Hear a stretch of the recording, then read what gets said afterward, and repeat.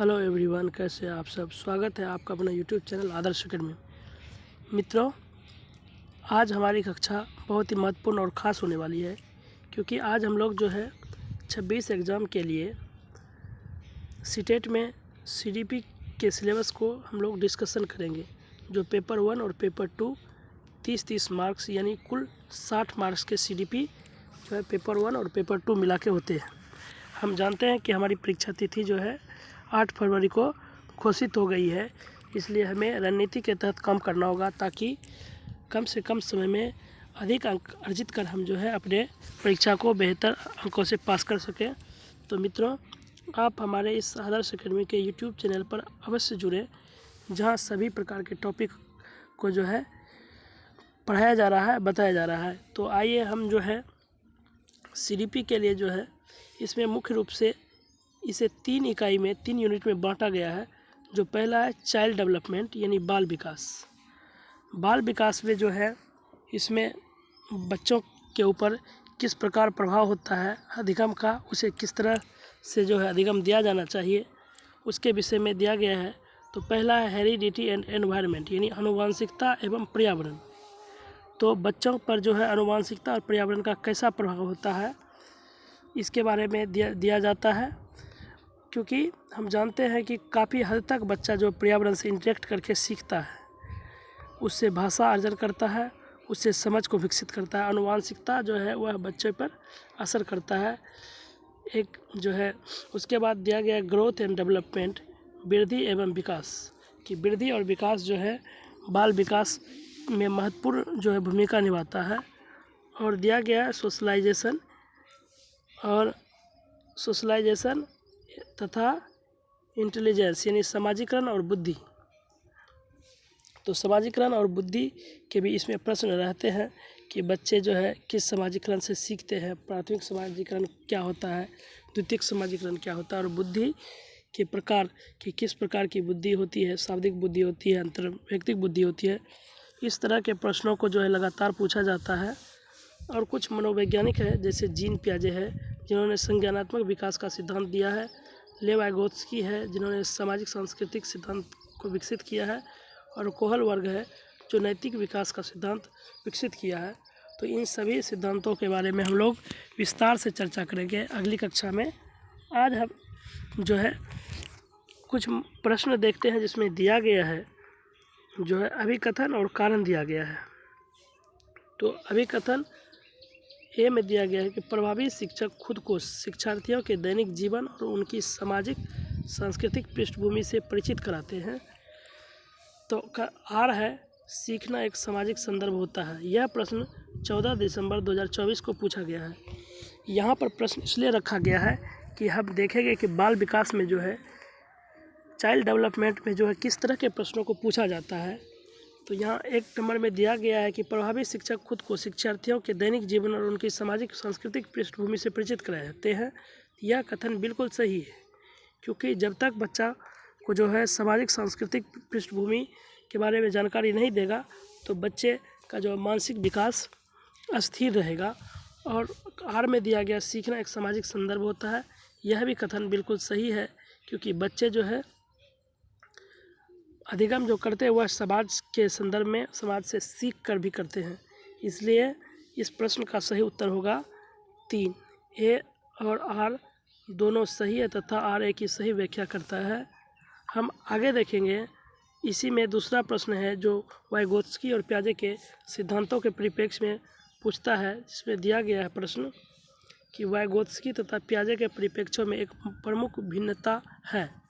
यह प्रश्न सीटेट फरवरी 2015 में पूछा गया प्रश्न है। 1 नंबर में दिया गया व्यवहारवादी सिद्धांतों की आलोचना। 2 है ज्ञान में सक्रिय निर्माताओं के रूप में बच्चों की संकल्पना। 3 है बच्चों को एक पालन पोषण का परिवेश उपलब्ध कराने की भूमिका। 4 में है भाषा एवं चिंतन के बारे में उनका दृष्टिकोण। यानी वाइगोत्स्की और पियाजे के परिप्रेक्ष्य में जो है दोनों ने जो सिद्धांत दिया उस सिद्धांत में किस प्रकार का अंतर है, प्रश्न यहाँ यह कर रहा है। तो हम देखते हैं कि किस प्रकार के प्रश्नों को जो है सीटेट हमसे पूछता है, चाहे वह पेपर 1 रहे या पेपर 2 रहे। तो इसलिए मित्रों इसी प्रकार की तैयारी हमको और आपको करने की आवश्यकता है। प्रश्न संख्या जो है दिया गया है, इसका सही उत्तर होगा भाषा एवं चिंतन के बारे में उनके दृष्टिकोण। वाइगोत्स्की जो है भाषा को महत्वपूर्ण मानता है, जबकि पियाजे जो है वे जो है चिंतन को महत्वपूर्ण मानता है, क्योंकि उसका मानना होता है कि बच्चे जो है के अंदर जो है स्वयं इसकी क्षमता होती है कि वह कुछ करके सीखता है, जबकि वाइगोत्स्की मानते हैं बच्चे जो है पर्यावरण से, परिवेश से, आसपास से, वातावरण से भाषा को जो है अर्जन करता है, सीखता है, उसे इंटरेक्ट करके सीखता है। आइए हम सिलेबस के कुछ और भाग को देखेंगे, जिसमें जेंडर एक लिंग भी दिया गया था। जेंडर जो है के बारे में यानी जेंडर रूढ़िता के बारे में कि प्रश्न रहता है, जिसको जो है आप इस YouTube चैनल पर अपलोड कर दिया गया, आप वहां जाकर भी देख सकते हैं। लिंग से संबंधित किस तरह का प्रश्न रहता है, जिसमें लैंग्वेज और एंड थॉट्स भाषा और विचार से संबंधित प्रश्न रहते हैं। इंडिविजुअल डिफरेंस व्यक्तिगत भिन्नता यानी विभिन्न सांस्कृतिक परिवेश से जो बच्चे आए होते हैं वह किस प्रकार से भाषा को अर्जन करता, अधिगम करता है। कोई बच्चा शारीरिक रूप से अक्षम होता है, कोई मानसिक रूप से अक्षम होता है, तो उन बच्चों को आप जो है क्लास में किस प्रकार शिक्षा दे सकते हैं, इसके बारे में भी प्रश्न रहता है। और असेसमेंट एंड इवैल्यूएशन यानी आकलन एवं मूल्यांकन से जुड़े भी प्रश्न रहते हैं, तथा जो है चाइल्ड सेंटर्ड जो है प्रोग्रेसिव एजुकेशन यानी बाल केंद्रित प्रगतिशील जो है शिक्षा भी रहता है, जिसमें दिया रहता है कि जो है कि एक प्रगतिशील कक्षा में शिक्षक को क्या करना चाहिए। तो आइए हम जो है एक प्रश्न देखते हैं, जिसमें दिया गया है कि निम्नलिखित में से कौन एक प्रगतिशील कक्षा की विशेषताएं हैं। 1 नंबर में दिया गया विभिन्न प्रकार की सामग्रियों की उपलब्धता, 2 है गतिविधियों और कार्यों का प्रावधान, 3 है प्रत्यक्ष निर्देश का पालन, 4 है रटन और प्रत्यास्मरण पर जोर देना। तो मित्रों, एक प्रगतिशील कक्षा तभी होगी जब छात्र जो है स्वयं से सीखता है, आप सिर्फ एक सहारा होते हैं, आप उसे प्रोत्साहित करते हैं। तो उसमें दिया गया है, 1 में दिया गया विभिन्न प्रकार की सामग्रियों की उपलब्धता। जब आप विभिन्न प्रकार की सामग्री उसे उपलब्ध कराएंगे, सही वातावरण देंगे, तब बच्चे जो है सीखेंगे। इसलिए कथन 1 सही है। और गतिविधियों और कार्यों का प्रावधान, यह भी कथन सही है। तो इसलिए प्रश्न संख्या जो है 3 का सही उत्तर होगा 1 और 2 यानी 1 और 2। आप प्रत्यक्ष निर्देश का पालन यानी आप सीधा बच्चे को निर्देश नहीं दे सकते हैं, बल्कि आपको बच्चे के अभिरुचि, उनके क्षमताओं के अनुरूप आपको काम करना होगा, और रटन प्रणाली पर जो है जोर नहीं देना होगा। यह सब जो है इसी प्रकार के प्रश्न लगातार जो है सीटेट में पूछे जाते हैं, जिसकी तैयारी जो है हमारे इस YouTube चैनल पर अवश्य हो रही है और मिलेगी। और यूनिट 2 में हम देखते हैं इंक्लूसिव एजुकेशन एंड CWSN यानी इसमें जो है विशेष बच्चों और जो है विकलांग बच्चों के बीच में जो दिया गया शिक्षा, उसके बारे में। और इसमें महत्वपूर्ण है NEP 2020 यानी national education policy PRWD act 2016, जो विकलांग बच्चों को कैसे आप शिक्षा में जो है कक्षा में शामिल करेंगे, उसके बारे में। और NCF नेशनल करिकुलम फ्रेमवर्क 2005। मित्रों, हमारे इस YouTube चैनल पर नेशनल फ्रेमवर्क जो है 2005 के बारे में कुछ क्लास दे दिया गया है। आप वहां जाकर इसे सर्च करके इन्हें देख सकते हैं कि किस प्रकार के प्रश्न उसमें पूछा जाता है।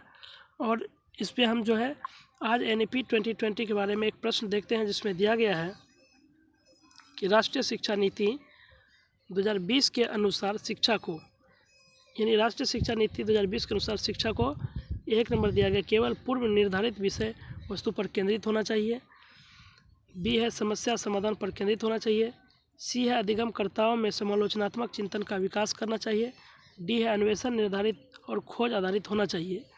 तो यहाँ पर दिया गया है केवल पूर्व निर्धारित विषय वस्तु पर केंद्रित होना चाहिए। तो यह कथन गलत है। इसलिए गलत है कि केवल शब्द जब भी किसी पॉइंट में आ जाए तो वह पॉइंट गलत होता है, क्योंकि आप केवल नहीं, बच्चों को विभिन्न स्रोतों के माध्यम से आप उसे जो है जानकारी देंगे।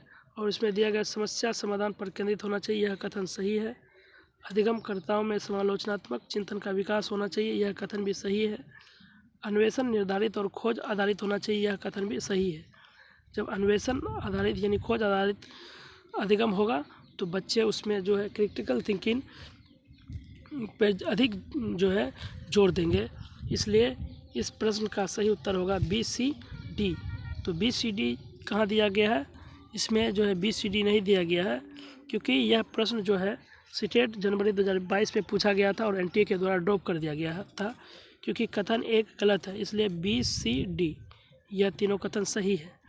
तो 2020 यानी शिक्षा नीति 2020 के अनुसार जो है शिक्षा समस्या आधारित भी होनी चाहिए और समालोचनात्मक चिंतन का विकास भी होना चाहिए और अन्वेषण और खोज आधारित भी होना चाहिए।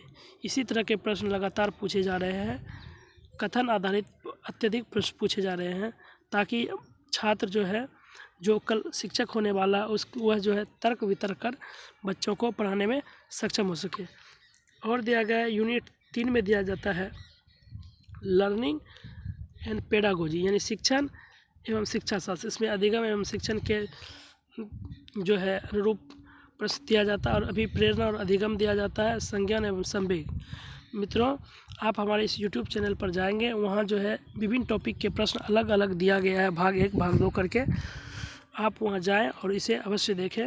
इसमें देखिए किस प्रकार का प्रश्न दिया गया है। इसमें दिया गया है कि विविध प्रकार की सामाजिक, आर्थिक और सांस्कृतिक पृष्ठभूमि के बच्चे से युक्त कक्षा सभी विद्यार्थियों के अधिगम अनुभव को बढ़ाती है। यह कथन है। 1 है सही, क्योंकि बच्चे अपने साथियों से अनेक कौशल सीखते हैं। 2 है सही, क्योंकि इसमें कक्षा अधिक श्रेणीबद्ध दिखाई देती है। 3 है गलत, क्योंकि यह अनावश्यक स्पर्धा की ओर ले जाता है। 4 है गलत, क्योंकि यह बच्चों के लिए दुविधा उत्पन्न करता है और वे स्वयं को जो है तो इसलिए प्रश्न संख्या जो है इस 4 का सही उत्तर होगा 1, क्योंकि विविध प्रकार की सामाजिक, आर्थिक, सांस्कृतिक पृष्ठभूमि से जो बच्चे आते हैं उसका अधिगम अनुभव बढ़ता है, क्योंकि वे अपने साथियों से अनेक कौशल सीखते हैं।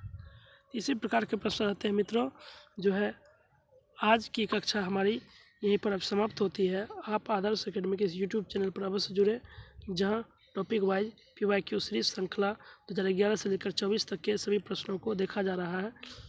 तो आप वहां जुड़े और उसे देखें।